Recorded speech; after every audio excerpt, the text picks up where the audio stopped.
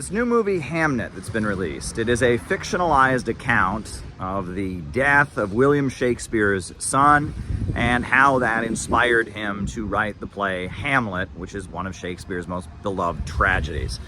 Now, I will say I was very, very excited to see this film come out. I was hoping to see a film about Shakespeare, about the theater, about the beloved poet, the bard of the English language.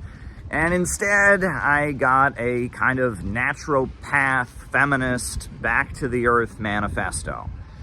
Most of the film is not about Shakespeare, but rather about Anne Hathaway, his wife.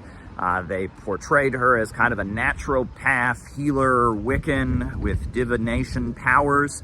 They portrayed Shakespeare as a kind of distant, misty-eyed intellectual with father issues. And I will say, most of the movie was very, very hard to get through. It was just a lot of scenes of childbirth, just a lot of scenes of a woman in the woods hearing spirits talking, and a lot of stuff that wasn't really what I signed up for.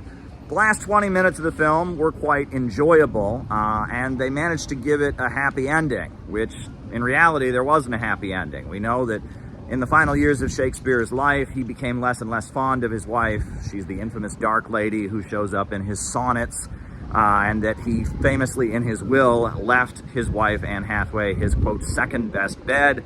So the idea that Shakespeare and his wife kind of made up and improved their relationship, that's not exactly what happened. So they gave the film a happy ending. The last 20 minutes where we finally see the Globe Theater and we finally see Shakespeare being Shakespeare were quite enjoyable. But overall, I would give the film a negative review.